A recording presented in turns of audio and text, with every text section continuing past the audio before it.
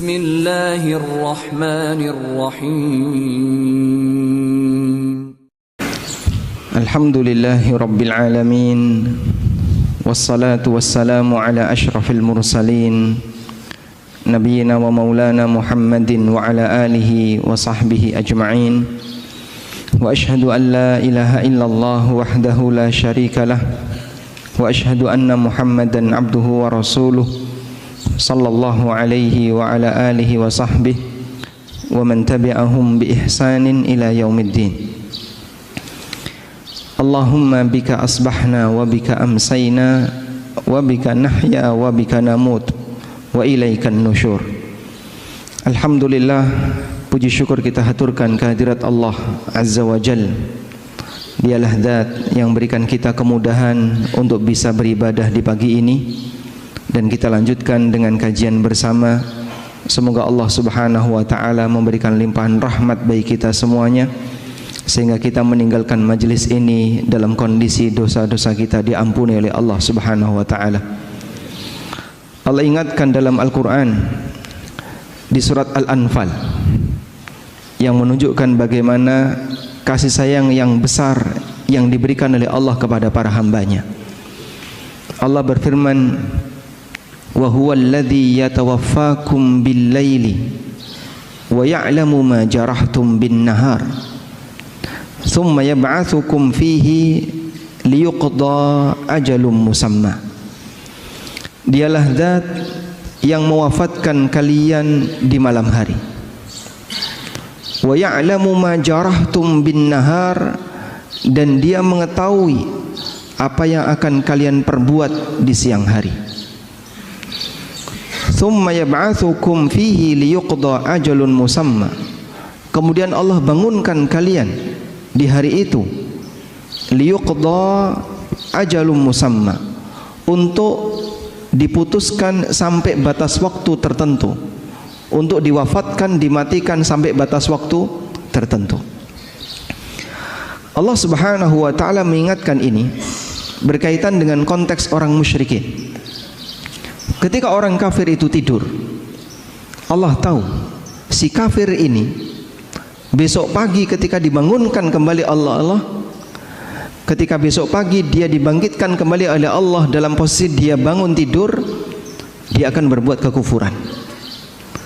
Allah tahu ketika Allah wafatkan orang ini, ketika Allah tidurkan orang ini di malam hari, orang ini ketika besok pagi bangun dia akan berbuat kesyirikan. Tapi Allah Subhanahu wa taala tetap membangunkan dia. Allah berikan dia kesempatan untuk hidup. Allah kembalikan arwahnya dan dia bangun. Padahal dia akan berbuat kafir, dia akan berbuat kesyirikan. Liyuqda ajalun musamma, untuk dia habiskan masa hidupnya sampai batas waktu tertentu. Sebagaimana halnya orang kafir, kita juga mengalami kondisi yang sama. Di malam hari kita tidur, dan setiap hamba yang tidur hakikatnya nyawanya ditahan oleh Allah Subhanahu wa taala. Ditahan sesaat.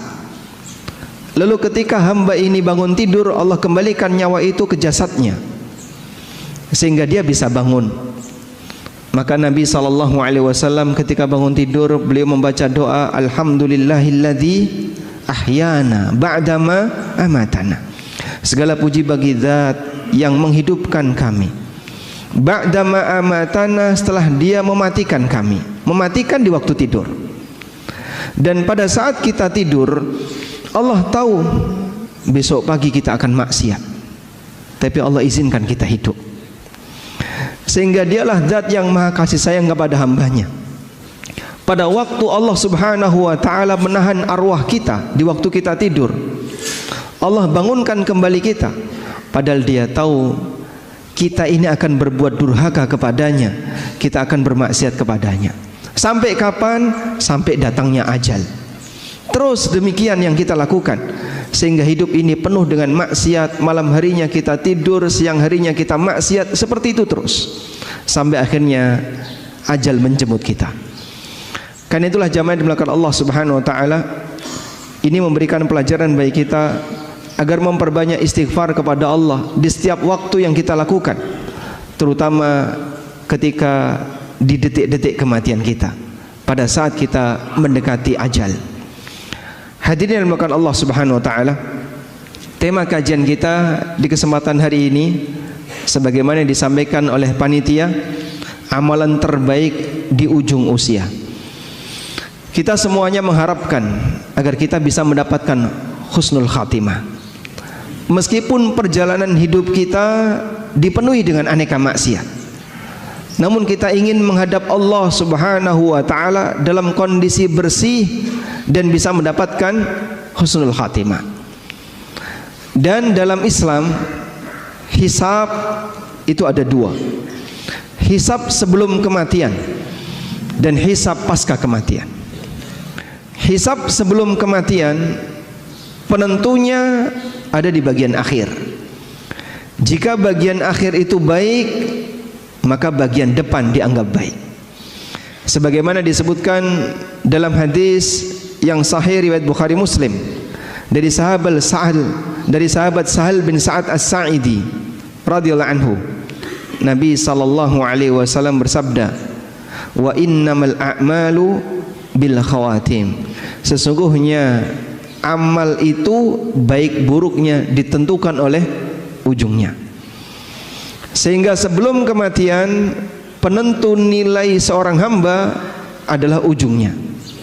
Apabila ujungnya baik, maka seluruh amalnya dianggap baik, dan sebaliknya, ketika ujungnya buruk, maka seluruh amalnya dianggap buruk. Berbeda dengan peraturan hisab pasca kematian. Hisab pasca kematian penentunya ada di depan, ada di awal. Sebagaimana yang disabdakan oleh Nabi sallallahu alaihi wasallam, "Awwalu ma yuhasabu bihil 'abdu min amalihi as-shalah." Amal pertama yang nanti akan dihisab dari hamba besok di hari kiamat adalah salat. Apabila salatnya baik, maka seluruh amal dianggap baik. Sehingga awalan yang baik saat hisab di yaumil akhir menentukan untuk amal-amal setelahnya. Sedangkan ketika hidup, ujung yang baik menentukan amal sebelumnya. Kita berbicara untuk kondisi kita yang sedang hidup. Maka perjuangan kita sebagai hamba Allah yang taat sampai kapan jamaah? Sampai kita mati. Perjuangan kita sebagai hamba Allah yang taat kita lakukan sampai kita mati. Sehingga perjuangan kita adalah bagaimana caranya agar kita bisa mengakhiri hidup ini dalam kondisi sebagai hamba yang saleh. Sebab kita menjadi hamba Allah itu sampai mati. Sebagaimana yang Allah Subhanahu wa taala firmankan dalam Al-Qur'an, "Wa'bud rabbaka hatta ya'tiyakal yaqin." Sembahlah Rabbmu, jadilah hamba Allah yang baik, hatta ya'tiyakal yaqin, sampai datang kepadamu al-yaqin. Dan makna al-yaqin, para ahli tafsir mengatakan maknanya adalah al-maut, kematian. Sebagaimana yang dikutip oleh Al-Hafidz Ibnu Katsir dari Salim bin Abdullah bin Umar. Salim bin Abdullah bin Umar, cucunya Umar bin Khattab radhiyallahu anhu. "Wa'bud rabbaka hatta ya'tiyakal yaqin." Sembahlah Rabbmu sampai datang kepadamu kematian. Kata Salim, huwa al-maut. Yang dimaksud di sini adalah kematian. Dan ini sejalan dengan firman Allah Subhanahu wa taala di surat Al-Muddatsir. Ketika Allah menceritakan penyesalan penduduk neraka. Penduduk neraka itu mengatakan, "Lam naku minal musallin wa lam naku nut'imul miskin wa kunna nakhudu ma'al khaidin wa kunna nukadzibu biyaumiddin hatta atanal yaqin." Dulu kami tidak pernah salat, kami tidak pernah ngasih makan orang yang membutuhkan, kami hidupnya hanya bersenda gurau, dan kami mendustakan hari kiamat hatta ya'tiyanal yaqin, sampai datang kepada kami al-yaqin, yaitu kematian. Sehingga jamaah belakang Allah, kita menjadi hamba Allah, beribadah kepada Allah, berbuat taat kepada Allah, ujungnya adalah kematian. Dan itulah perjuangan kita. Sehingga bagi seorang muslim, titik akhir dia dalam melakukan ketaatan adalah saat ajal menjemputnya. Karena itu Bapak Ibu yang dimuliakan Allah, berbicara tentang amal terbaik di akhir usia, kita tidak membahas masa silam. Mungkin di antara kita punya masa silam yang berwarna-warni. Ada yang masa silamnya kelam, ada yang masa silamnya bagus, beraneka ragam. Namun kalau kita bandingkan antara diri kita dengan para sahabat, bisa jadi masa silamnya para sahabat lebih gelap dibandingkan kita. Di antara sahabat ada yang pernah menyembah berhala. Di antara sahabat ada yang pernah minum khamr. Di antara sahabat ada yang bahkan pernah berusaha untuk membunuh nabinya sallallahu alaihi wasallam. Di antara sahabat ada yang membunuh sahabat yang lain. Seperti Al-Wasi membunuh siapa? Hamzah. Namun kemudian beliau masuk Islam dan kemudian beliau menebus dirinya berperang di perang Yamamah melawan Musailamah Al-Kadzab sampai akhirnya terbunuh di perang Yamamah. Sehingga para sahabat Nabi sallallahu alaihi wasallam orang yang masa silamnya sangat gelap, sebagian di antara mereka. Namun ketika cahaya Islam itu datang, mereka menjadi pahlawan-pahlawan bagi kaum muslimin dan kita punya hutang budi bagi mereka. Sehingga dalam masalah ini kita tidak berbicara masa silam. Masa silam mungkin kita punya aneka masa silam yang berwarna-warni. Kalau berbicara berkaitan dengan amal terbaik, kita berbicara terkait masa saat ini dan bagaimana perjuangan ke depannya. Makanya dalam Islam kita tidak diajarkan untuk tenggelam dengan masa silam, tapi kita diajarkan untuk bersikap optimis berkaitan dengan masa mendatang. Selanjutnya jamaah berkat Allah Subhanahu wa taala. Lalu apa amal terbaik yang bisa kita perjuangkan di sisa usia kita? Terutama bagi mereka yang usianya sudah 60 ke atas atau mungkin 50 ke atas dan dia sudah mulai membayangkan nampaknya saya harus persiapan untuk menghadap Allah Subhanahu wa taala. Apa kira-kira amal yang harus kita lakukan? Jamaah dimulakan Allah Subhanahu wa taala, berbicara masalah amal di sisa usia. Sebenarnya kalau kita perhatikan, semua amal yang diajarkan oleh Nabi sallallahu alaihi wasallam adalah amal yang utama. Semua amalan yang diajarkan oleh syariat kita adalah amalan yang utama. Sebab amal itu diajarkan oleh Rasulullah sallallahu alaihi wasallam melalui wahyu. Dan Allah ketika mengajarkan kepada hambanya, maka Allah akan ajarkan yang terbaik. Hanya saja dari sekian banyak amal itu ada yang namanya prioritas amal. Nah, prioritas amal inilah yang menyesuaikan di saat mana kita harus beramal A, kapan kita harus beramal B, kapan kita harus beramal C. Bagian itu yang akan kita bahas. Sehingga kalau kita berbicara amal apa yang terbaik di usia tua, ya semua amal ibadah. Tapi kalau bicara prioritas apa yang harus kita dahulukan ketika kita sudah berada di usia senja, bagian itu yang akan kita bahas. Karena Nabi sallallahu alaihi wasallam di samping beliau mengajarkan amal secara umum, beliau juga mengajarkan prioritas dalam beramal. Sebab tahu prioritas itu bagian dari fikih seorang hamba. Suatu ketika Abdullah bin Abbas sedang menyampaikan kajian, dan waktu itu sedang terjadi ketegangan antara Ali bin Abi Thalib dengan orang Khawarij. Maka beliau berceramah di hadapan masyarakat dalam posisi negara dalam situasi genting. Ibnu Abbas ceramah habis asar sampai nabrak maghrib dan beliau tidak berhenti. Lanjut beliau ngasih ceramah sampai mendekati waktu isya. Komentar para jamaah, solat, waktunya solat. Tapi Ibnu Abbas tidak berhenti menyampaikan ceramah. Karena negara dalam situasi genting, masyarakat butuh pencerahan yang lebih, sehingga Ibnu Abbas ngasih ceramah panjang. Orang komentar, ayo waktunya solat, kenapa aku nggak solat? Kemudian orang itu ditanya oleh Ibnu Abbas, atu'allimuni sunnah? Kau mau mengajariku sunnah? Siapa yang lebih berilmu, kamu ataukah aku?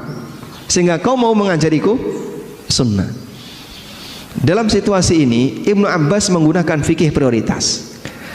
Lebih penting memberikan pencerahan bagi masyarakat yang saat itu dalam situasi sedang genting karena negara penuh dengan ketegangan.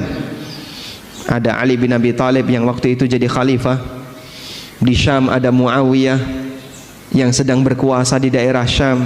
Di Nahrawan ada Khawarij yang mau merongrong kekuasaan Ali bin Abi Thalib.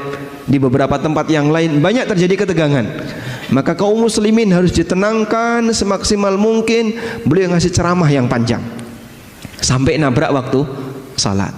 Lebih prioritas bagian ini dibandingkan mendahulukan salat karena situasinya menuntut untuk ngasih ceramah panjang. Itu contoh berkaitan dengan fikih prioritas. Hal yang sederhana, membaca Al-Quran itu amal yang mulia. Per huruf dapat nilai pahala berapa? 10. Tapi kalau terdengar azan, lebih prioritas mana? Menjawab azan atau lanjut baca Quran? Yang mana, Pak? Kenapa? Karena itu bertepatan dengan waktunya. Sehingga Anda kalau membaca Quran saat azan berkumandang, Anda kehilangan kesempatan menjawab azan. Waktunya sudah habis ketika azan sudah selesai. Maka hentikan sementara bacaan Quran dan Anda dengarkan azan, jawab itu azan. Ketika antara azan dan iqamah, waktunya apa ini? Memperbanyak berdoa. Mana yang lebih afdol antara azan dan iqamah? Tanya jawab ketika ada kajian ataukah orang berdoa? Syekh bin Baz rahimahullah, ketika beliau sedang menunggu iqamah, beliau duduk bersama dengan jamaah. Ada orang yang mendekat dan mau bertanya.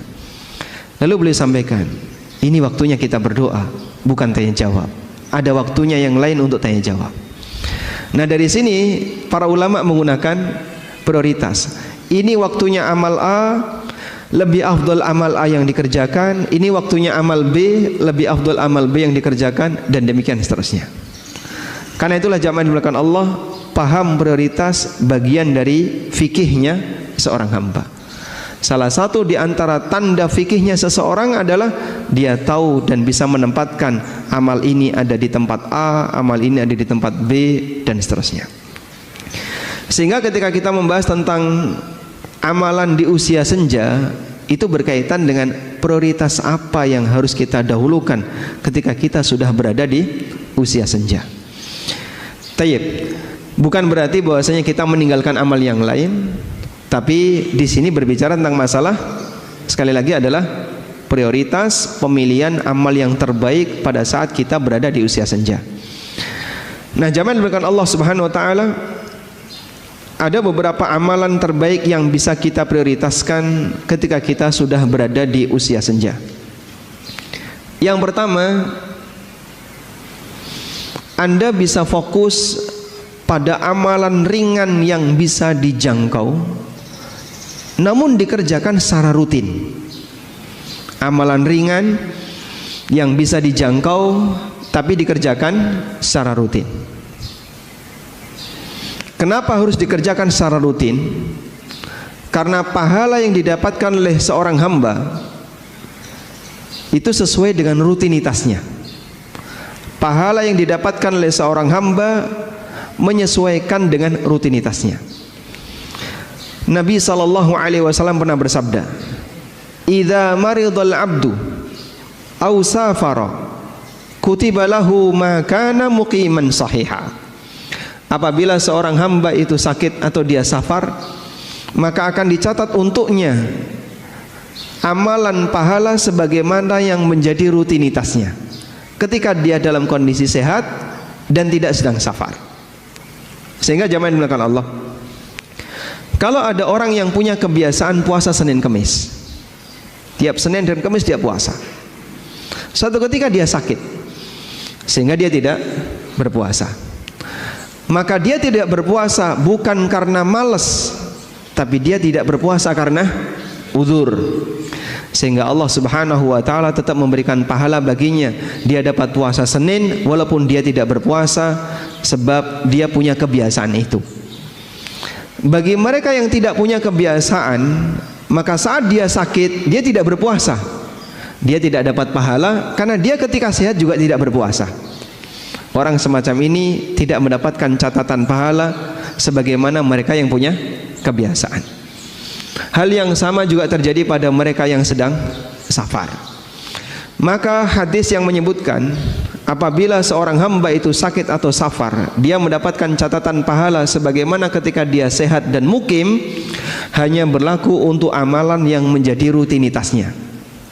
Sehingga bapak-bapak misalnya atau ibu-ibu melakukan safar, dan musafir itu dianjurkan tidak sholat rawatib, sehingga sholatnya hanya yang wajib saja, sedangkan rawatib ditinggalkan, dan itu sunnah. Kita safar, ketika kita mukim, kita punya kebiasaan rawatib. Duhur kita rawatib, asar kita rawatib, demikian pula maghrib, isya dan subuh kita punya sholat rawatib. Pada waktu kita safar itu semuanya kita tinggalkan kecuali qobliyah subuh. Maka insya Allah pahala sholat rawatib tetap ada walaupun kita tidak mengerjakannya. Sebab kita tidak mengerjakan sholat rawatib ketika safar karena ini sesuai sunnah. Kita tinggalkan bukan karena kita tidak mau melaksanakan, tapi kita tinggalkan beralih dari satu sunnah ke sunnah yang lain, sehingga amal rutin ini tetap tercatat pahalanya. Baik, kita terus berjuang beramal sampai pada posisi fisik tidak bisa diajak untuk beramal. Ada satu kondisi di mana ini dengkul nggak bisa dipakai untuk ruku. Ada satu kondisi di mana itu paha nggak bisa nyanggah tubuh kita ketika berdiri, sehingga kita sholat sambil duduk. Ada satu kondisi di mana kita tidak bisa berangkat ke masjid. Ada satu kondisi di mana kita hanya bisa berbaring di atas kasur. Kita butuh tabungan untuk perjuangan di hari itu. Sampai kapan? Sampai Allah memberikan kemampuan kita untuk beramal. Allah Subhanahu wa taala berfirman, "Illal ladzina amanu wa 'amilus salihati falahum ajrun ghairu mamnun." Kecuali orang yang beriman dan orang saleh, mereka akan mendapatkan pahala yang ghairu mamnun, yang terus mengalir. Allah berikan pahala kepada hambanya yang mukmin sebagaimana pahala yang dijanjikan oleh Allah Ta'ala untuk nabinya sallallahu alaihi wasallam. Nabi Muhammad sallallahu alaihi wasallam dikatakan dalam Al-Quran, wa innalaka la ajran ghairu mamnun, dan kau Muhammad punya pahala yang terus mengalir, gak pernah putus. Dan orang yang beriman diberi oleh Allah yang sama, illal ladzina amanu wa 'amilus salihat falahum ajrun ghairu mamnun. Orang yang mukmin dan beramal saleh, dia dapat pahala yang tidak pernah putus. Bagaimana penjelasannya? Coba simak keterangan Ad-Dhahhak. Ad-Dhahhak rahimahullah, seorang ulama tabi'in, pernah mengatakan, beliau meriwayatkan dari Ibnu Abbas, idza kana al-'abdu fi shababihi kathiras salah, kathiras siyam was sadaqah, thumma dha'ufa amma kana ya'malu fi shababihi, ajrallahu azza wa jalla lahu ma kana ya'malu fi shababihi. Ketika seorang hamba itu masih muda, dia rajin salat, rajin puasa, rajin sedekah, sampai akhirnya tubuhnya jadi lemah, sehingga dia tidak bisa salat sebagaimana kebiasaan dia di waktu muda. Maka Allah Subhanahu wa taala tetap ngasih pahala untuk dia di saat dia tidak mengamalkannya di usia tua. Sehingga sekali lagi jamaah, mungkin saat ini kita bisa datang hadir 5 waktu ke masjid, bolak-balik, selesai sholat kita pulang, nanti ada panggilan kita datang lagi, pulang lagi, ada panggilan kita datang lagi. Sampai batas waktu tertentu kita nggak bisa menghadiri panggilan itu. Karena saya sudah nggak bisa keluar rumah, hanya bisa duduk di atas kursi, hanya bisa berbaring di atas kasur. Terdengar suara azan, pingin datang, fisik nggak bisa diajak.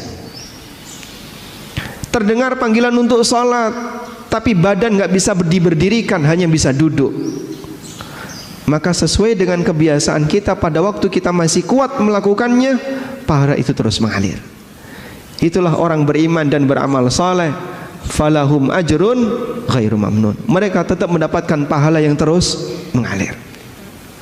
Maka ketaatan dan ibadah ringan, mini habit, kebiasaan ringan tapi isinya ketaatan, yang kita lakukan jemaah, itu adalah tabungan di hari tua.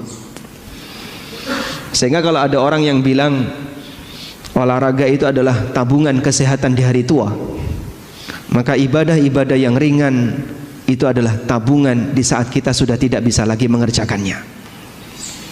Bapak Ibu punya kebiasaan salat rawatib, puasa sunnah, qiyamul lail, atau ibadah-ibadah yang lain. Ini semuanya ada batasnya. Karena fisik hamba bisa jadi lebih pendek umurnya dibandingkan usia dia hidup. Sehingga orangnya masih hidup tapi fisiknya nggak bisa diajak.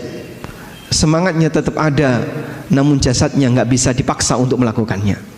Dia nggak putus sebab niatnya terus berjalan. Orang seperti inilah pahalanya tidak akan pernah putus. Walhamdulillah, itu anugerah yang diberikan oleh Allah kepada hambanya yang beriman. Allah subhanahu wa ta'ala tidak pernah menyia-nyiakan kebaikannya. Tabungan yang dia perjuangkan di masa mudanya tetap mengalirkan pahala sampai pun dia tidak bisa mengerjakannya. Qala Ibnu Abbas radhiyallahu anhu, Ibnu Abbas mengatakan, wa humul ladzina adrakahumul kibar la yu'akhadzuna bima amiluhu fi kibarihim. Ayat ini berkaitan dengan orang yang sudah mencapai usia tua. Dia tidak dihukum oleh Allah gara-gara dia tidak melakukan amalan disebabkan karena usia tuanya. Sebaliknya dia dapat pahala terus mengalir sesuai dengan kebiasaan dia di masa muda. Oleh karena itu jamaah, mumpung jasad ini masih bisa diajak untuk melakukan aneka amal yang beragam, maka kita isi masing-masing. Dalam masalah sedekah ada isinya. Dalam masalah sholat Anda punya kebiasaan sholat tertentu. Dalam masalah puasa ada amal sunnah tertentu. Diisi di semua cabang-cabang amal. Ringan tapi rutin. Insya Allah itulah yang nantinya akan menjadi sumber aliran-aliran pahala bagi kita di saat kita sudah tidak bisa lagi melakukannya. Karena itu jamaah dimuliakan Allah Subhanahu wa taala, Nabi sallallahu alaihi wasallam ketika beliau beramal, yang beliau lakukan apa Pak? Beliau lakukan secara rutin. Sebagaimana yang beliau katakan, wa inna ahabbal a'mali ilallah adwamuha wa in qalla. Sesungguhnya amal yang paling dicintai oleh Allah adalah amal yang paling rutin meskipun sedikit. Jangan berat-berat Pak, yang ringan, yang kira-kira bisa dirutinkan sampai batas jasad nggak bisa diajak lagi untuk melakukannya. Pak, kalau saya mau Daud gimana? Sekiranya Bapak terlalu keberatan dengan Daud, turunkan Senin Kemis. Saya masih kuat lebih dari itu. Baik, mungkin tambahkan 3 hari setiap bulan ketika Ayyamul Bid, sehingga Anda Senin Kemis plus Ayyamul Bid. Terlalu berat, sebaiknya tidak dilakukan. Diceritakan oleh Aisyah radhiyallahu anha, pernah satu ketika ada seorang wanita yang bernama Haula bintu Thuwaid datang ke rumahnya Aisyah. Dan waktu itu ada Rasulullah sallallahu alaihi wasallam. Lalu Aisyah menceritakan kepada Nabi sallallahu alaihi wasallam, "Hadhi Haula bintu Thuwaid za'amu annaha la tanamul laila." Ini adalah Haula bintu Thuwaid. Banyak orang mengatakan wanita ini enggak pernah tidur di malam hari, isinya tahajud. Faqala Rasulullah sallallahu alaihi wasallam, kemudian Nabi sallallahu alaihi wasallam keheranan, lalu beliau mengatakan, "La tanamul lail?" Enggak pernah tidur di waktu malam? Kemudian beliau kasih arahan, "Khudhu minal a'mali ma tutiqun fa innallaha la yamallu hatta tamallu." Ambil amal yang mampu untuk kalian rutinkan, karena Allah enggak pernah bosan sampai kalian bosan dalam beramal. Allah enggak pernah bosan untuk ngasih pahala kepada kalian sampai kalian bosan dalam beramal. Maksudnya gimana?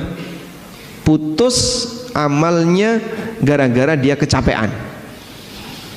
maka akan lebih baik melakukan yang rutin tapi nggak putus daripada yang ringan tapi nggak putus daripada terlalu berat tapi putus. Sebab catatan kita ada pada rutinitas, bukan ada pada amal yang sifatnya borongan. Baik, ini yang pertama. Selanjutnya, prioritas yang kedua. Di saat kita sudah merasa bahwasanya kita sudah di sisa-sisa usia 60 tahun, 70 tahun, maka amalan yang ditekankan adalah memperbanyak bertaubat kepada Allah. Sebagaimana seorang hamba ketika mau menghadap Allah pada waktu salat, maka dia diperintahkan untuk melakukan taharah, bersuci dengan berwudu atau mandi, atau kalau nggak bisa dua-duanya, tayammum. Apa fungsinya taharah? Agar hamba menghadap Tuhannya dalam kondisi suci dari hadas dan suci dari najis, sehingga dia menghadap Allah dalam keadaan suci dan bersih lahiriah jasadnya, meskipun bisa jadi dia bawa dosa, belum suci batinnya. Tapi hamba diperintahkan untuk terus menghadap Allah dalam setiap keadaan, terutama ketika sholat wajib. Orang ketika mau ke tanah suci yang merupakan pusat kiblat, persiapan untuk menghadap Allah di tanah suci lebih jauh lagi. Di mana, Pak?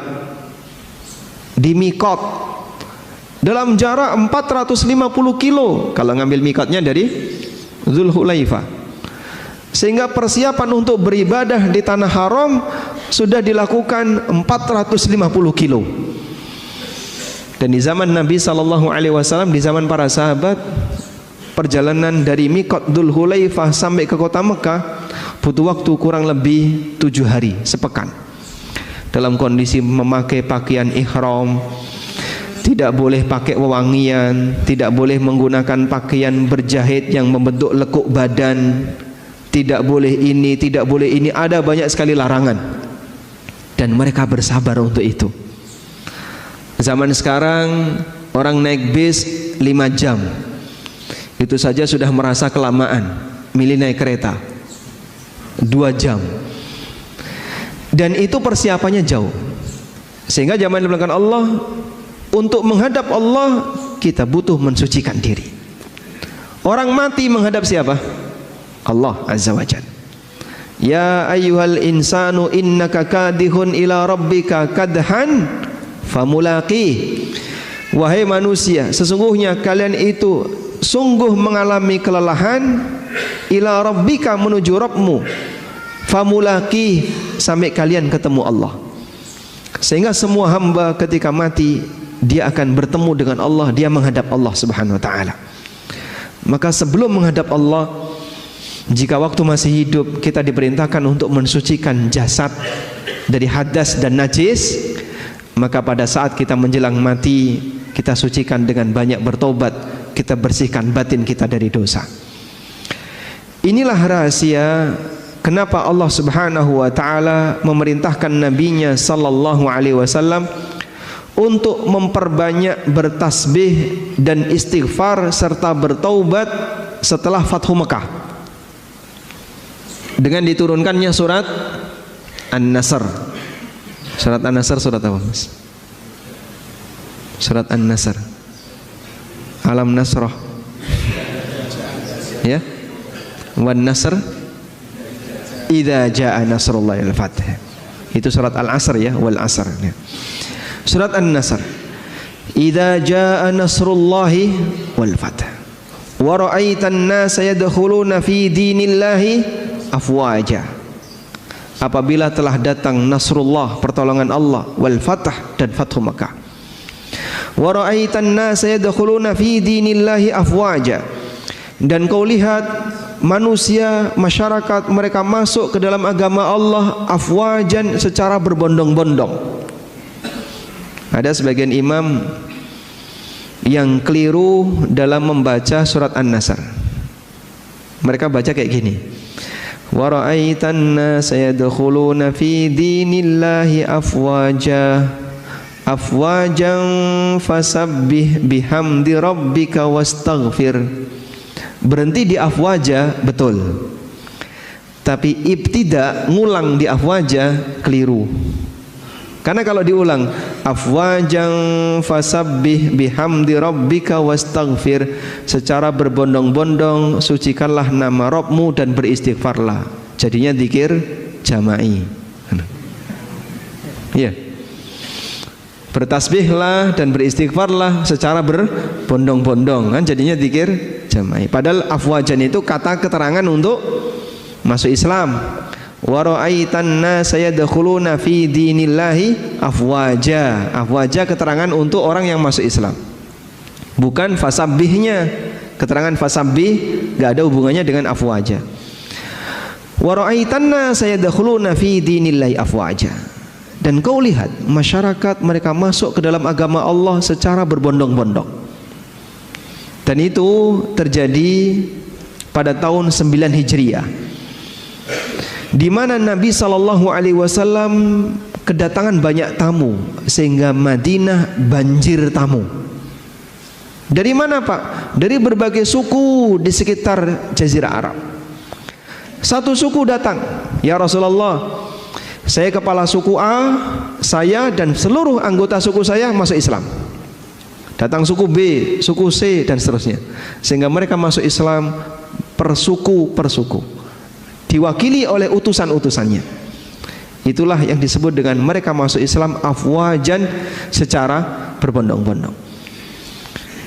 Kemudian Allah Subhanahu wa taala perintahkan kepada nabinya, fasabbih bihamdi rabbika wastaghfir. Maka sucikanlah nama Rabbmu dan beristighfarlah. Dan itu diwujudkan oleh Nabi sallallahu alaihi wasallam dengan beliau membaca ketika rukuk dan sujud, subhanakallahumma rabbana wa bihamdika Allahumma ighfirli. Subhanakallahumma rabbana, maha suci engkau ya Allah, wahai Rabb kami, wa bihamdika, dengan segala pujimu, Allahumma ighfirli, ampunilah aku. Beliau banyak beristighfar dalam rukuk dan sujud beliau. Kata Aisyah radhiyallahu anha, kana an-nabiy sallallahu alaihi wasallam yukthiru hadha ad-du'a yata'awwalul Qur'an. Nabi SAW membaca doa ini banyak-banyak ketika di akhir hayatnya, karena mengamalkan perintah dari Al-Quran, yaitu di surat An-Nasr bagian akhir. Ada apa dengan surat An-Nasr bagian akhir? Ibnu Abbas radhiyallahu anhuma pernah ditanya oleh Umar bin Khattab radhiyallahu anhu, ya Ibnu Abbas, akadzalika ma taqul, bagaimana tafsir kamu untuk surat An-Nasr? Jawab Ibnu Abbas, qultu huwa ajalu Rasulillahi sallallahu alaihi wasallam a'lamu bihi. Surat An-Nasr adalah dekatnya ajal Nabi sallallahu alaihi wasallam. Yang itu yang aku tahu. Bagian itu yang aku tahu. Kenapa Ibnu Abbas bisa menafsirkan surat An-Nasr idza jaa nasrullah sebagai tanda dekatnya ajal Nabi sallallahu alaihi wasallam? Oh, karena itu turun di akhir hayat beliau. Dari mana beliau tahu kalau itu turun di akhir hayatnya? Karena ketika ayat itu turun, sahabat nggak tahu kapan Rasulullah SAW meninggal. Tapi Ibnu Abbas memahami ini isyarat ajalnya Rasulullah SAW. Beliau memahami seperti ini. Apabila seluruh masyarakat sudah masuk Islam dan kota Mekah sudah ditaklukkan, berarti tugas Nabi sudah selesai.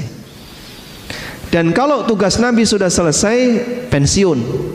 Pensiunnya Nabi gimana Pak? Liburan? Atau kemudian punya rumah pensiunan? Tinggal di villa?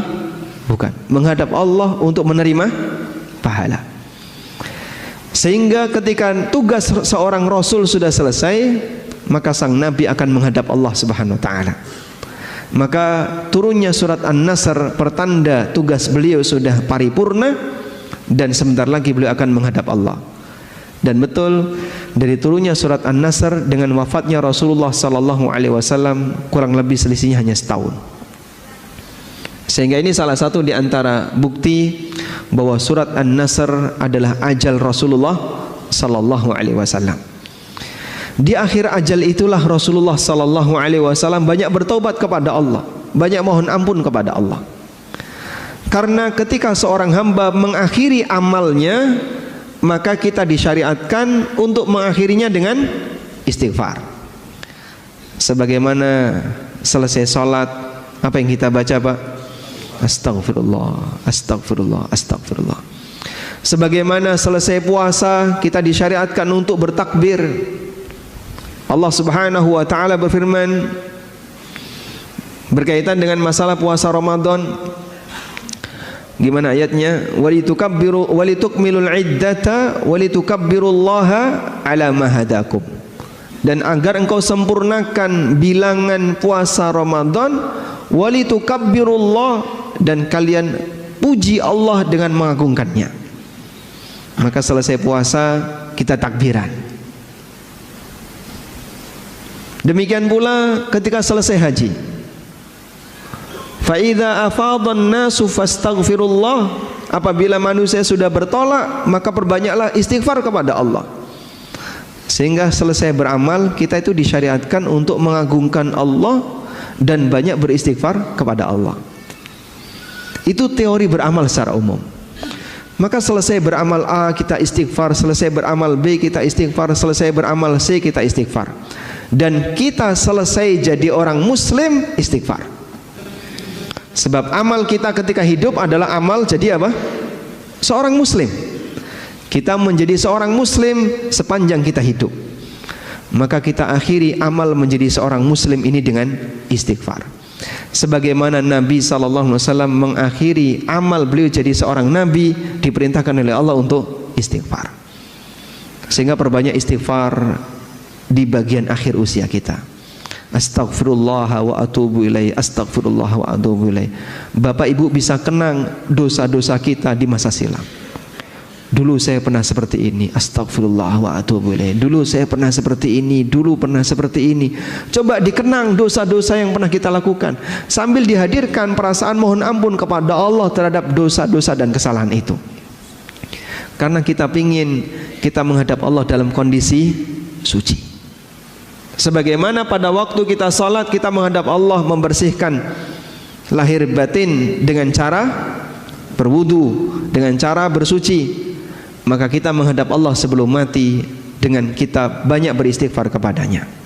Selanjutnya, prioritas yang ketiga, bagi mereka yang sudah dalam posisi usia tua dan merasa ajalnya sudah dekat, maka perbanyak untuk membangun husnudzon kepada Allah.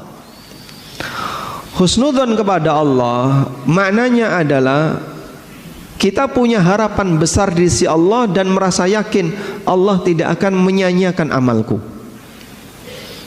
Maka sang hamba akan punya semangat, saya punya harapan di sana. Dan saya husnudzon Allah tidak akan menyia-nyiakan kebaikan yang aku lakukan. Sehingga hamba ini memperbesar roja. Memperbesar rasa apa? Roja. Suasana batin itu dikendalikan oleh dua hal. Bainal khaufi warraja, antara khauf dan raja. Dan para ulama mengatakan mana yang lebih diprioritaskan antara khauf dan raja. Mereka memberikan rincian. Apabila seorang hamba dalam kondisi sehat, dalam kondisi masih seger, masih bisa banyak beraktivitas, maka kedepankan khauf. Kenapa? Agar dia bisa lebih berhati-hati dan mewaspadai sehingga dia tidak berbuat maksiat. Kedepankan rasa khauf. Sebab orang yang masih muda potensinya masih besar, mungkin dia nggak mikir mati, mungkin dia masih jauh mikir mengakhiri hidupnya, apalagi dia punya harapan besar dengan dunianya. Dalam posisi ini keinginan untuk berbuat maksiat cenderung besar, maka kedepankan perasaan khauf lebih dominan. Hati-hati, waspada, awas, jangan-jangan amalmu ini enggak diampuni oleh Allah, jangan-jangan dosamu tidak diampuni. Dengan cara demikian maka dia akan lebih waspada. Sebaliknya, ketika mendekati ajalnya, maka seorang hamba lebih memprioritaskan roja, memperbesar harapan di sisi Allah. Kita mau pulang. Dan ketika mau pulang, kita berharap nanti bisa dapat pahala dari Allah, dikasih sesuatu yang indah oleh Allah. Sebagaimana seorang anak ketika mau pulang, dia ingin ketemu orang tuanya, dia berharap di sana ada aneka hidangan yang sudah disiapkan oleh orang tua. Itulah raja. Sebagaimana dikatakan oleh Jabir bin Abdullah radhiyallahu anhu, beliau menyampaikan, sami'tu Rasulullah sallallahu alaihi wasallam qabla mautihi bi thalathati ayyam. Aku mendengar pesan Nabi sallallahu alaihi wasallam 3 hari sebelum beliau wafat. Apa kalimat yang dipesankan Nabi sallallahu alaihi wasallam? La yamutanna ahadukum illa wa huwa yuhsinu dhanna billah azza wa jalla.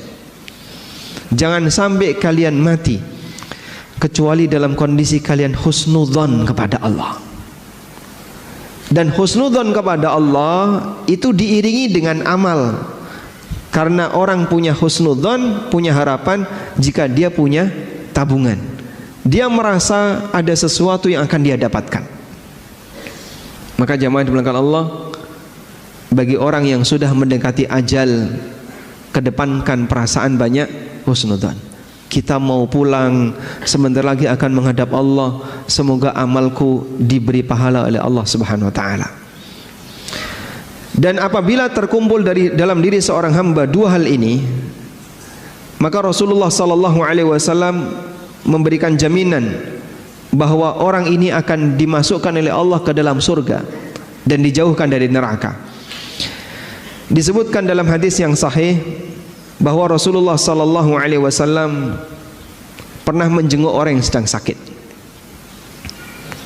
Lalu beliau bertanya, "Kaifa tajiduka?" Gimana perasaanmu saat ini?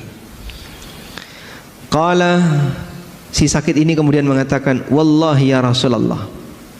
Ya Rasulullah, demi Allah, inni arjullah wa inni akhafu dzunubi." Ya Rasulullah, aku memperbesar harapan di sisi Allah. Aku berharap agar Allah mengampuniku. Meskipun di saat yang sama aku takut terhadap dosa-dosaku.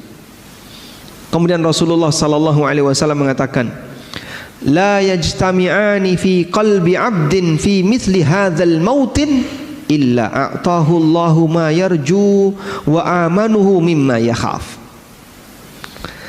Tidaklah berkumpul pada hati seorang hamba 2 perasaan ini ketika menjelang wafatnya, kecuali dia akan diberi oleh Allah sesuai dengan apa yang dia harapkan, dan dia akan dijauhkan oleh Allah dari apa yang dia takutkan. Sehingga roja dan khauf tetap ada pada waktu seorang hamba itu sedang sakit atau menjelang kematiannya, agar kita mendapatkan perlindungan dari apa yang kita takuti dan mendapatkan apa yang kita harapkan. Namun roja lebih dominan, posisi roja lebih dominan sebagai bentuk husnudzan kepada Allah Subhanahu wa taala. Selanjutnya jamaah bukan Allah, prioritas yang keempat. Pada waktu kita sudah merasa di penghujung usia, fokus untuk memperbaiki diri dan tidak banyak bersengketa dengan orang lain. Mulai cooling down. Yang barangkali dulu banyak gesekan dengan teman, banyak gesekan dengan tetangga, banyak gesekan dengan keluarga, banyak gesekan dengan anak, sekarang sudah mulai diturunkan. Ada waktunya bapak tidak harus jadi raja selamanya di keluarga. Ada waktunya ibu tidak harus jadi ratu selamanya ketika di keluarga. Barangkali ada di antara kita punya karakter pengen selalu menang sendiri, pengen selalu dihormati, pengen selalu berkuasa. Kalaupun tegang gak mau kalah. Mungkin dulu kita seperti itu. Sudah saatnya ini diturunkan. Karena kita mau menghadap Allah, mau berpulang, jangan sampai ada hak orang lain yang belum selesai dan masih meninggalkan sakit hati, sehingga itu bisa menjadi sumber musibah di hari kiamat. Sebagaimana yang dipesankan oleh Imam Asy-Syafi'i rahimahullah, orang yang paling banyak menderita ketika di hari kiamat adalah orang yang paling banyak punya masalah dengan masyarakat. Beliau mengatakan, bi'sazad ilal ma'ad al-udwanu alal ibad. Sejelek-jelek bekal menuju akhirat adalah permusuhan dengan masyarakat. Semakin banyak musuh dan dia pertahankan kondisi itu, buat apa? Pak, sudah di usia 70 tahun, masih pingin selalu menang sendiri, masih pingin ngotot ini, rebutan ini, tanah sak jengkal saja sampai direwangi padu. Buat apa, Pak? Bapak sudah nggak bisa menikmati harta sebanyak itu, sehingga kadang memperjuangkan patok tanah sampai berantem dengan tetangga sampai ini. Itu semuanya mau ditinggalin. Ada yang rebutan hanya duit 200.000, 300.000 sampai harus ngotot-ngotot. Itu semuanya mau ditinggalin. Ngapain harus ngotot seperti itu? Sudah waktunya, Pak, mempersiapkan. Kita mau pulang. Dan mungkin Bapak kalaupun menang nggak bisa menikmatinya, karena barangkali itu akan kita tinggalkan, yang menikmati orang lain.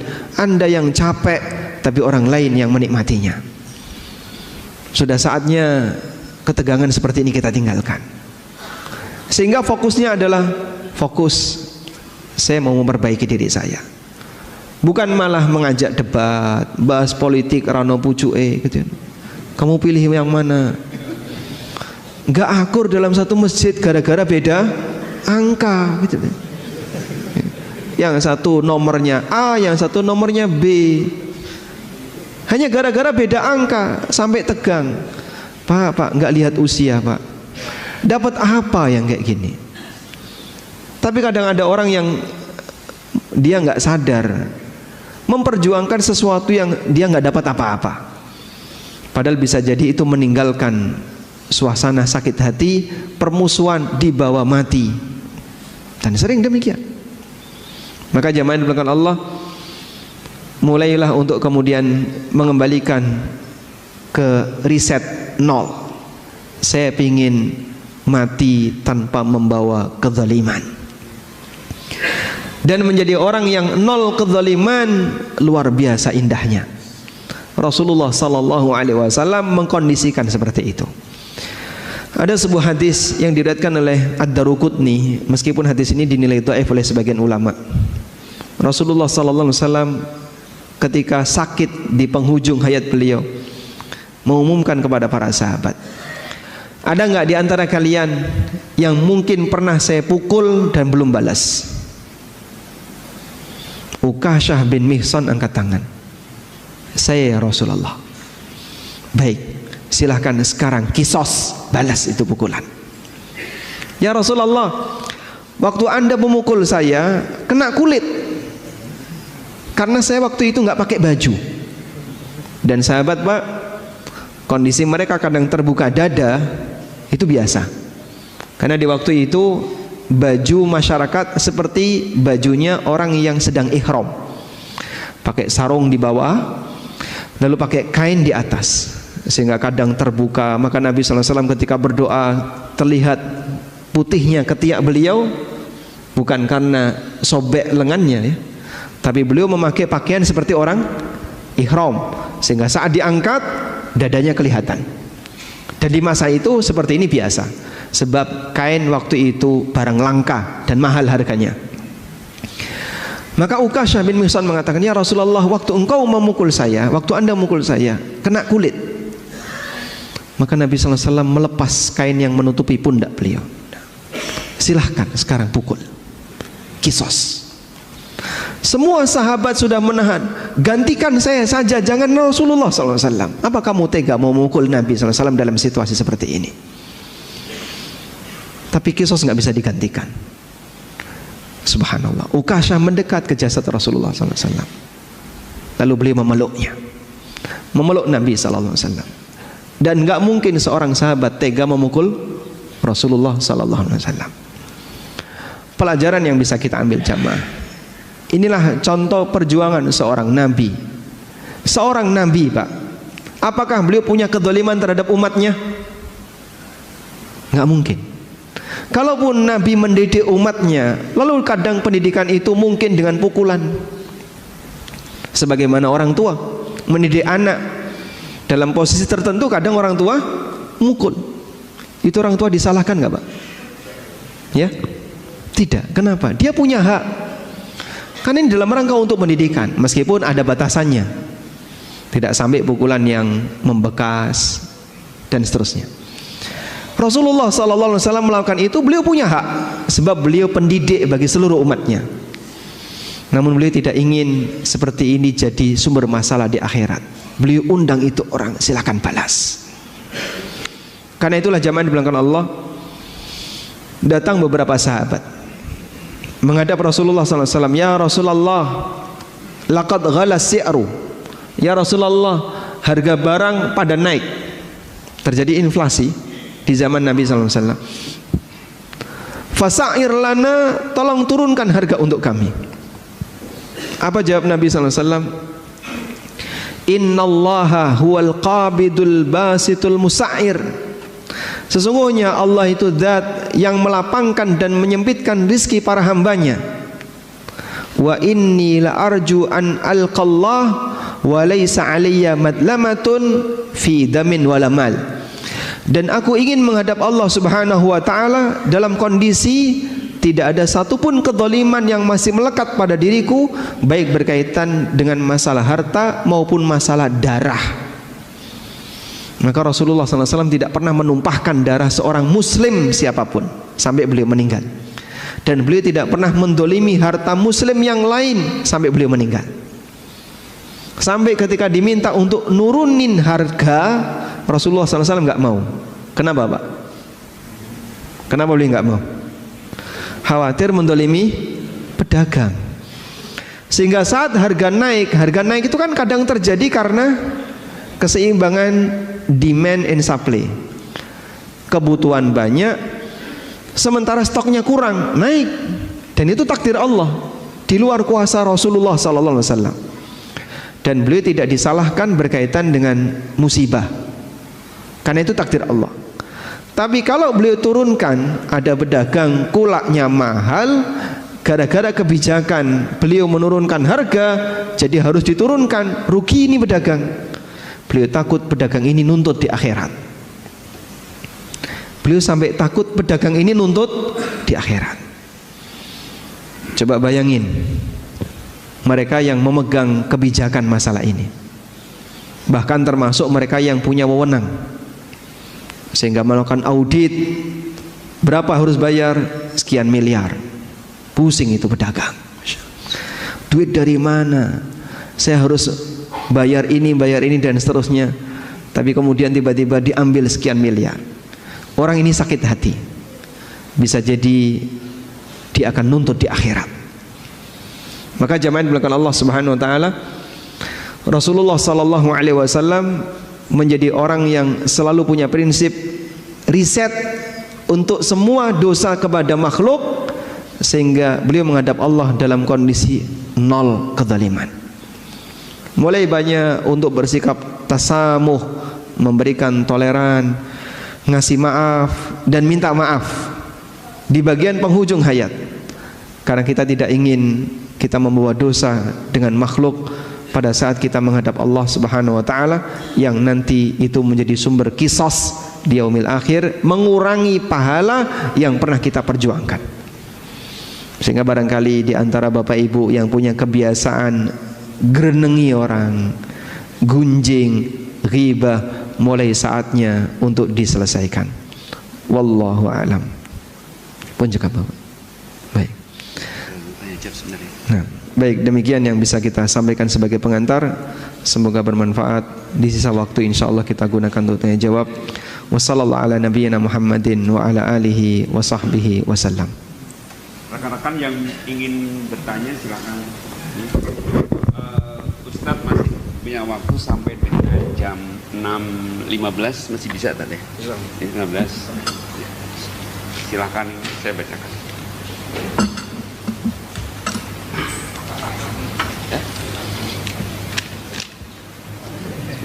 Iya benar.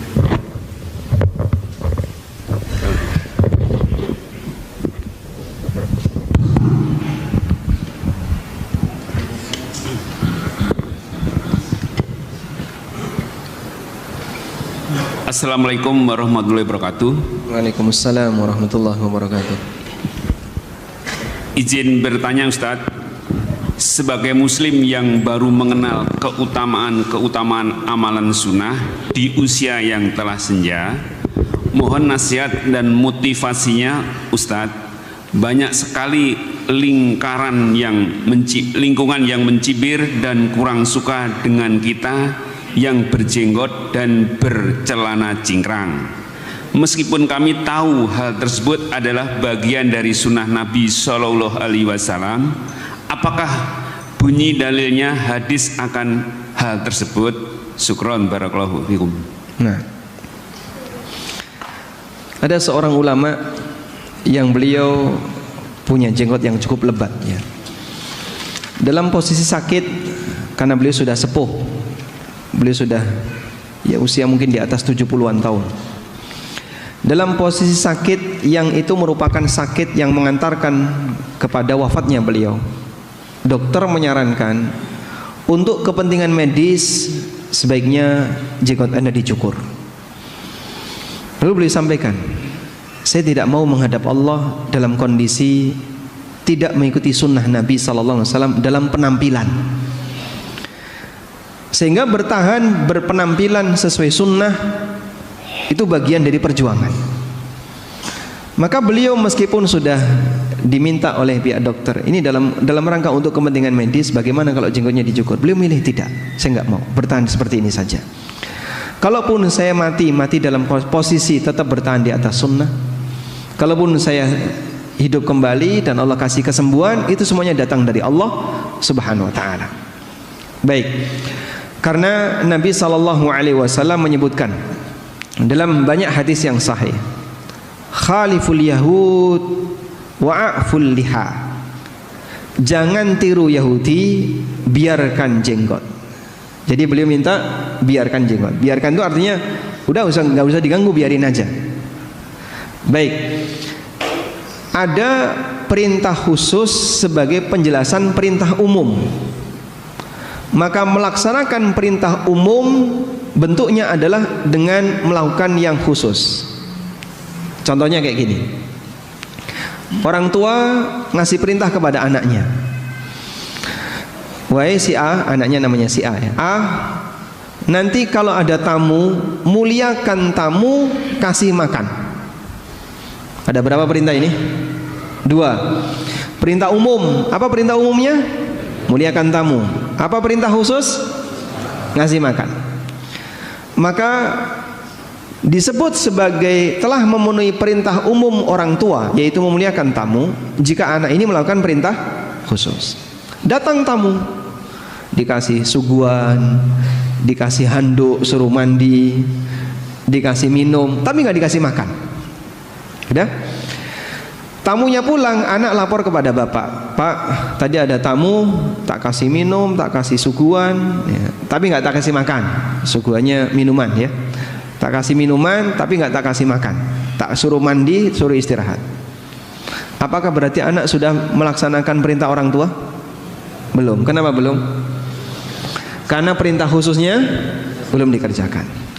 Maka jika Nabi SAW meminta khaliful yahud, jangan tiru Yahudi, wa'aful liha, biarkan jenggot, maka melaksanakan perintah umum, yaitu agar kita tidak niru Yahudi, bentuknya adalah dengan melaksanakan perintah yang kedua. Paham di sini? Baik. Karena bagian dari prinsip syariat, ketika syariat ini datang, syariat ini mengajarkan beda dengan Yahudi dan Nasrani. Sebab dua umat ini datang lebih awal dan mereka punya penyimpangan, maka Nabi SAW datang meluruskan aneka penyimpangan itu agar tidak terjadi pada umatnya. Aneka penyimpangan-penyimpangan itu disebutkan dalam Al-Quran dan hadis-hadis beliau. Sebagian diantaranya adalah masalah penampilan. Oleh karena itu Anda bisa bersabar ya.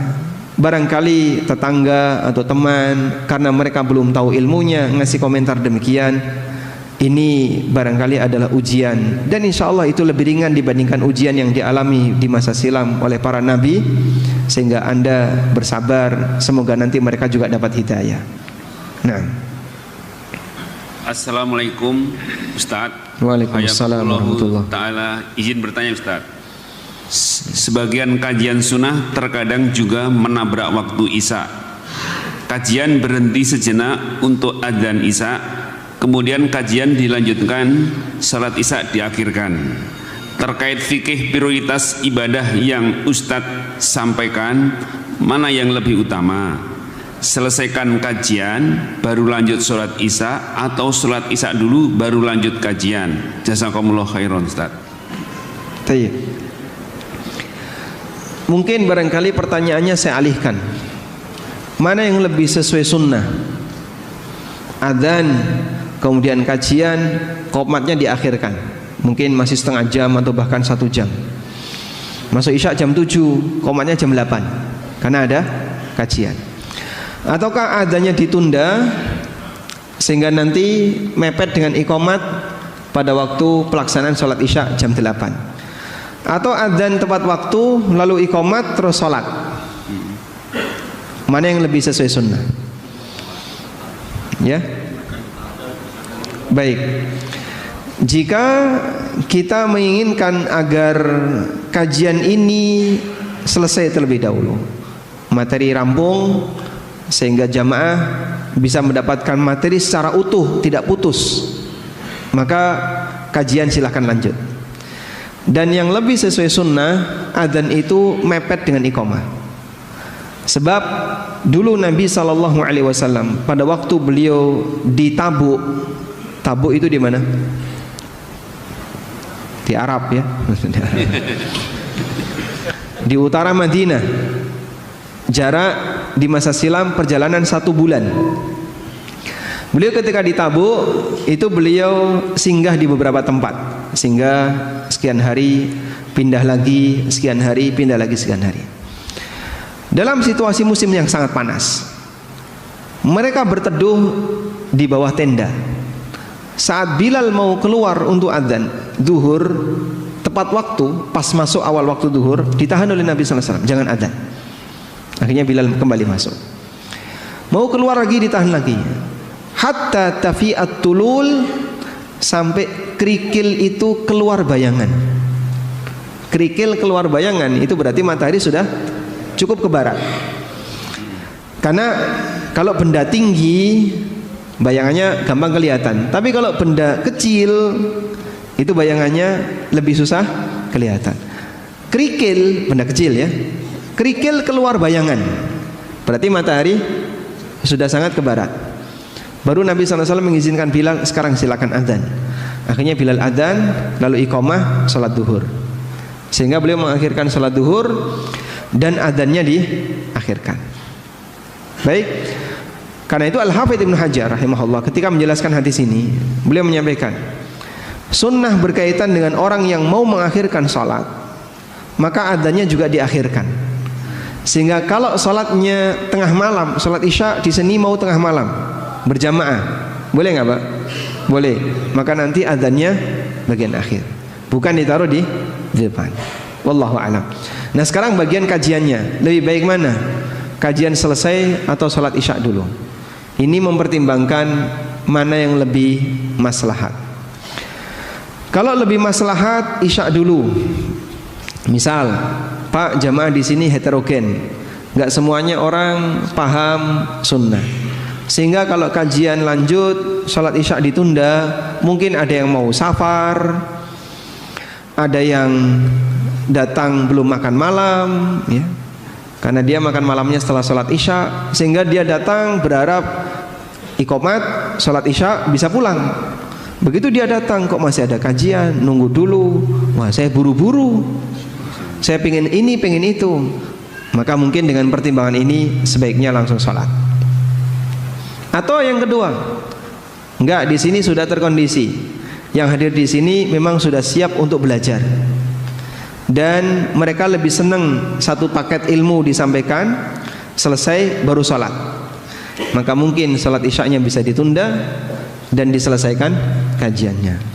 Dan seperti ini kembali kepada kebijakan takmir. Wallahu a'lam.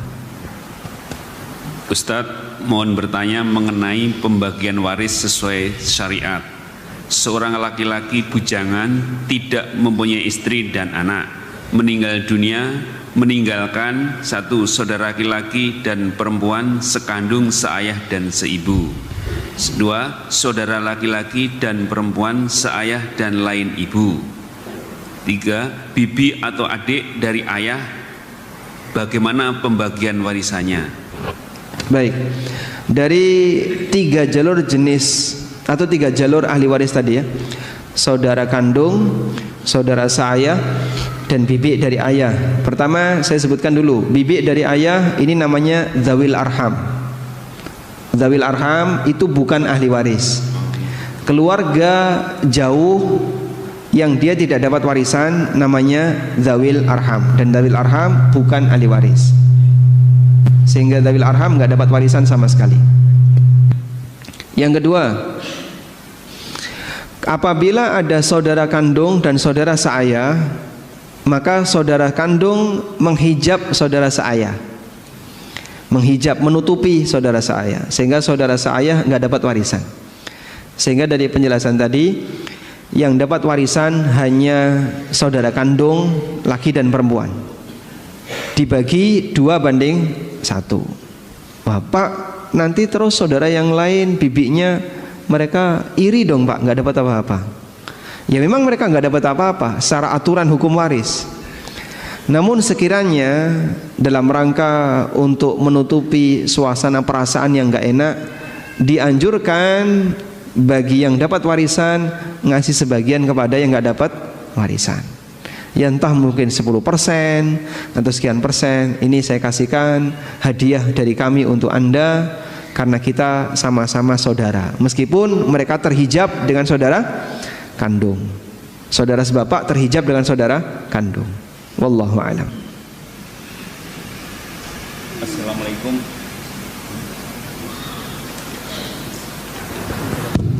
Assalamualaikum Ustaz. Waalaikumsalam warahmatullahi. Fikih prioritas. Di satu masjid ada kebiasaan membacakan hadis sahih ba'da sholat subuh, yakni dengan meminta jamaah menghentikan zikir sejenak. Pertanyaan, apakah ada kebiasaan dari sahabat tabi'in, tabi'ut tabi'in melakukan ibadah seperti ini? Hadis yang dibaca berasal dari buku kumpulan hadis sahih atau bukan dari kitab syarah? Artinya hadis polos tanpa penjelasan. Syukron Ustaz. Masya Allah. Hadis polos ya. Istilah baru. Hadis tanpa penjelasan, hanya hadis saja. Baik, apakah ada kebiasaan selesai sholat kemudian dibacakan hadis di masa Nabi SAW dan para sahabat? Beliau SAW selesai sholat subuh itu sering sekali beliau menyampaikan tausiah. Seperti hadis Irbad bin Sariyah. Irbad bin Sariyah pernah menyampaikan, Rasulullah SAW memberikan nasihat kepada kami, mau'idhatan darifat minhal uyun, sampai membuat air mata itu berderai. Banyak orang menangis. Wa wajilat minhal qulub, hati tersentuh semuanya. Kemudian sahabat mengatakan, ya Rasulullah, ka'annaha mau'idhatum waddi'. Ya Rasulullah, apakah ini pesan orang yang mau pulang selamanya, mau pergi selamanya? Apakah ini pesan orang yang mau meninggal? Fa'usina, kalau demikian berikan wasiat kepada kami. Lalu beliau ngasih wasiat, alaikum bisunnati wa sunnatil khulafa'ir rasyidin al-mahdiyina min ba'di addu 'alaiha bin nawajid. Hadis yang ma'ruf ya. Pegangilah sunnahku dan sunnah khulafaur rasyidin, gigit dengan gigi geraham kalian. Hadis yang ma'ruf, dan itu disampaikan setelah subuh. Rasulullah SAW juga kadang selesai subuh tanya kepada sahabat, siapa di antara kalian yang punya mimpi? Silakan ceritakan. Barangkali aku bisa mentakwil. Maka ada yang cerita tentang mimpinya, lalu ditakwil oleh Nabi SAW. Kalau nggak ada yang lapor, maka beliau sendiri yang bercerita tentang mimpinya. Aku bermimpi seperti ini. Kemudian beliau jelaskan mimpinya. Dan mimpi Nabi itu wahyu. Sehingga Rasulullah SAW menawarkan takwil mimpi, dan beliau terkadang juga menceritakan tentang mimpi beliau, dan itu setelah subuh. Kadang Nabi SAW menyampaikan nasihat tertentu setelah subuh. Maka ba'da subuh itu forum ilmu di Masjid Nabawi. Dan sampai sekarang seperti itu masih berlanjut. Sebagaimana ba'da maghrib juga jadi forum ilmu. Karena itu kalau sekiranya pembacaan hadis dan menunda waktu Anda untuk berzikir sejenak, saya kira ini tidak sangat mengganggu. Karena baca hadis tanpa syarah hanya sebentar. Sehingga kalau bicara prioritas, insya Allah baca hadis Anda bisa dengarkan dengan seksama. Dan perhatikan, ini sabda Nabi SAW.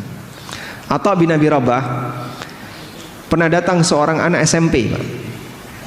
Kemudian bilang kepada Atha, wahai Imam Atha, saya mau membacakan hadis kepada Anda. Kemudian beliau duduk dengan rapi, nunduk, didengerin. Silahkan dibacakan. Selesai anak ini membacakan hadis, pergi dia. Lalu Atha mengatakan, laqad sami'tu hadzal hadis qabla ayyulada hadzal sabi. Aku sudah mendengar hadis ini sebelum anak ini dilahirkan. Tapi beliau tetap mendengarkan dengan seksama, karena ini sabda Rasulullah sallallahu alaihi wasallam. Abdi dalam, Pak, orang keraton, kalau ada sabda keraton, diem dia, nunduk mendengarkan.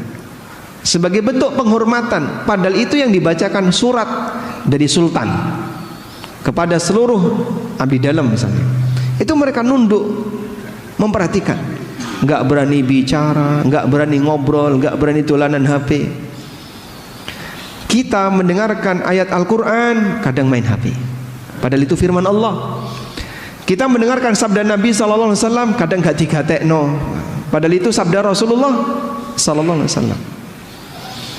Sebagaimana kita menghormati orang tua ketika ngasih nasihat, ya. Orang tua lagi bicara, kita gimana, Pak? Ya, mendengarkan dengan seksama sebagai bentuk penghormatan kepada beliau. Maka sebagai bentuk penghormatan kepada Nabi SAW, ketika sabda beliau dibacakan, Anda hentikan aktivitas, dengerin, Pak.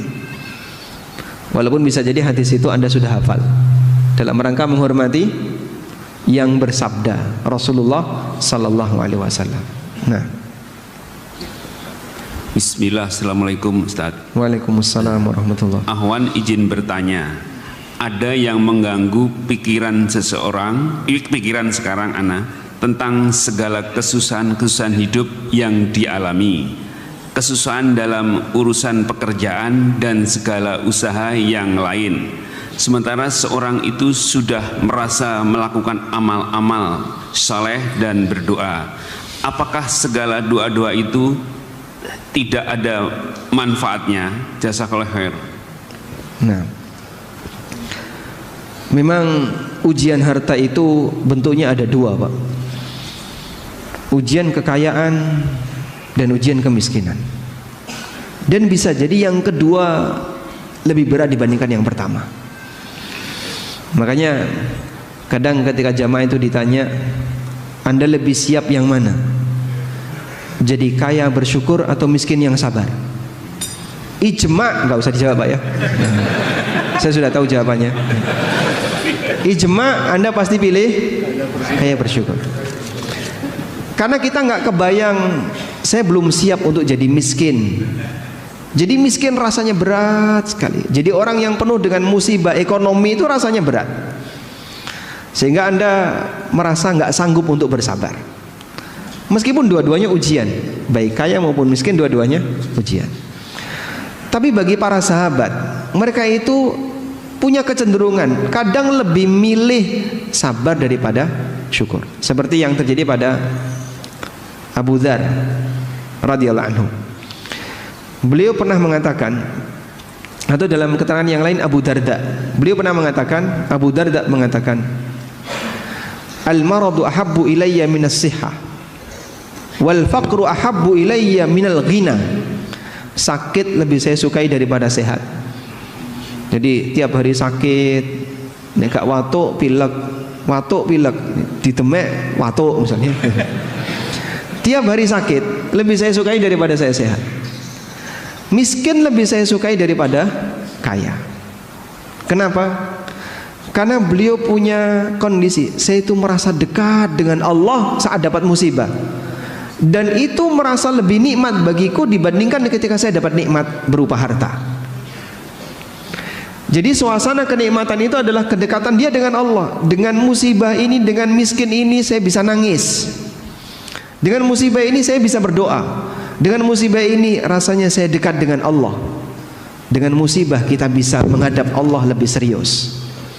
Coba kalau nggak ada kayak gini ya, bisa jadi orang lupa untuk mendekat kepada Allah. Itu sahabat.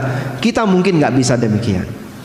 Namun kalau misalnya Anda menghendaki, Pak, saya berharap agar ekonomi ini nggak jadi ujian bagi saya, agar kondisi ekonomi ini nggak jadi ujian bagi saya. Mungkin ini nggak bisa, karena masalah ujian itu Allah yang milih dan Allah yang menentukan, bukan kita.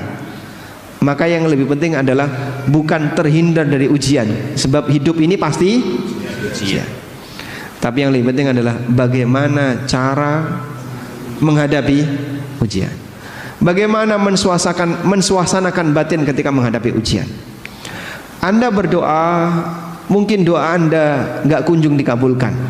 Bagi sahabat itu lebih penting daripada dikasih lalu putus doanya. Sebagaimana Umar bin Khattab radhiyallahu anhu. Bagi saya bukan dikabulkan doa yang penting, namun diberi kekuatan berdoa, itulah yang penting. Sebab doa seorang muslim kalaupun tidak diwujudkan dalam kehidupan dia di dunia, jadi simpenan di mana? Jadi simpenan di akhirat. Sebagaimana disebutkan dalam hadis riwayat Muslim, ma idza yad'ul muslimu bida'watin, apabila seorang muslim berdoa yang selama doa itu lam yakun fihi ismun wala qati'atu rahim, tidak ada isi dosa dan tidak memutus silaturahmi, maka Allah wujudkan doa itu menjadi salah satu dari 3 pilihan. Allah kabulkan doa itu, atau Allah simpan di akhirat, atau Allah jadikan sebagai pengganti dari musibah yang andaikan musibah itu terjadi nilainya sebagaimana nilai doanya, sehingga dia tidak mengalami kecelakaan, dia tidak mengalami sakit. Andaikan dia sakit, biaya yang harus dia keluarkan sama dengan rizki yang dia minta, bahkan bisa jadi lebih besar. Sahabat ketika mendengarkan ini, mereka langsung mengatakan, idzan nuksir ya Rasulullah, kalau begitu saya perbanyak doa ya Rasulullah. Kata Nabi SAW, Allahu aktsar, Allah lebih kaya dibandingkan apa yang kalian minta. Maka ada orang yang berdoa lalu dikabulkan, selesai doanya. Ada orang yang berdoa tapi gak dikabul-kabulkan, berhenti gak doanya? Ada yang berhenti, ada yang tidak. Nah, yang tidak berhenti inilah yang baik. Sehingga ketika dia sering ngetuk pintu, hampir saja akan dibukakan. Wallahu a'lam. Terakhir untuk ini nanti Bapak yang mau langsung nanti di sini ya, satu ya. Sudah. Saat usia tua kita harus cooling down. Gimana kita menyikapi anak yang susah mau sholat atau ngaji atau berhijab syar'i? Kadang-kadang saya harus debat selalu. Bagaimana Ustaz? Nah. Baik. Ini berkaitan dengan perjuangan kita untuk melindungi diri kita dan anak kita dari neraka. Bagian ini Anda pertahankan, sehingga tidak ada toleransi. Perjuangan Nabi Nuh untuk menyelamatkan anaknya sampai kapan? Sampai anaknya mati. Demikian pula perjuangan Nabi Muhammad SAW mengingatkan keluarganya sampai beliau wafat. Sehingga beliau berpesan, la taj'alu qabri 'idan, jangan kau jadikan kuburanku sebagai tempat perayaan. Jangan jadikan kuburanku sebagai masjid. Itu di detik-detik terakhir. Nabi Ibrahim alaihissalam mewasiatkan anaknya untuk jadi muslim ketika beliau mendekati wafat. Wa wassa biha Ibrahimu banihi wa Yaqubu ya baniya innallaha astafa lakumuddin fala tamutunna illa wa antum muslimun. Dan ini diwasiatkan oleh Ibrahim kepada anak-anaknya, demikian pula kepada Yakub. Allah juga berfirman, am kuntum syuhada'a idh hadara Yaqubal mautu idh qala li banihi ma ta'buduna min ba'di. Apakah kamu hadir ketika kematian mendatangi Yakub lalu dia mengatakan kepada anak-anaknya, siapa yang kau sembah setelah aku meninggal? Qalu na'budu ilahaka wa ilaha abaika Ibrahim wa Ismail wa Ishaq. Mereka mengatakan kami akan menyembah Tuhanmu dan Tuhan bapak-bapakmu, yaitu Ibrahim, Ismail dan Ishak, ilahan wahidah. Baik, dari sinilah kita bisa memahami bahwa tugas orang tua mendidik anak sampai kapan, Pak? Sampai dipisahkan dengan kematian. Dan dalam hal mendidik anak terkadang memang butuh debat. Kalau memang anaknya itu ngeyel, dan orang tua punya hak di situ. Tapi ini bukan perdebatan yang tercela sebagaimana yang tadi kita singgung. Yang kita singgung itu perdebatan masalah yang mungkin dia nggak punya kepentingan. Usia 70 tahun, pokoknya saya harus jadi ketua takmir. Kalau enggak gimana? Enggak mau. Ya. Pokoknya harus yang paling depan, ketua yayasan, ketua ini. Apa yang mau diperjuangkan? Regenerasi, Pak? Jangan. Ya. Pokoknya yang tua jangan digeser. Tunggu sampai mereka mati semua. Ada kayak gitu, Pak? Mungkin ada sebagian orang. Dia memperjuangkan apa? Yo, saya pengen punya posisi, pengen dimuliakan, pengen punya status sosial. Di tempat kerja dia sudah dilengsarkan, kan pensiun ya. Di kantor sudah nggak punya posisi, nggak jadi ketua RT di lingkungannya. Satu-satunya sasaran tinggal masjid. Maka kalau di kantor sudah nggak dapat jabatan, di perumahan nggak dapat ketua dan nggak punya jabatan, masjid yang diincar. Perjuangkan jadi ketua takmir. Masya Allah. Pak, sudah waktunya istirahat. Barangkali mikir-mikir bagian itu sudah Bapak tinggalkan. Fokus untuk ibadah yang sifatnya pribadi. Bapak akan lebih ringan, nggak punya beban berkaitan dengan perasaan kalau kita nggak jadi pimpinan. Serahkan kepada yang masih muda, selanjutnya fokus untuk ibadah yang sifatnya pribadi. Tapi kalau urusan pendidikan, pertahankan. Jangan sampai kendor dalam masalah ini, karena kita punya tanggung jawab untuk mengasuh anak, untuk mendidik anak sampai dipisahkan dengan kematian. Wallahu alam. Demikian, semoga bermanfaat. Wassallallahu ala nabiyyina Muhammadin wa ala alihi wa sahbihi wa sallam, wa akhiru da'wana alhamdulillahi rabbil alamin. Subhanakallahumma wa bihamdika asyhadu an la ilaha illa anta astaghfiruka wa atubu ilaik. Wassalamu alaikum warahmatullahi wabarakatuh.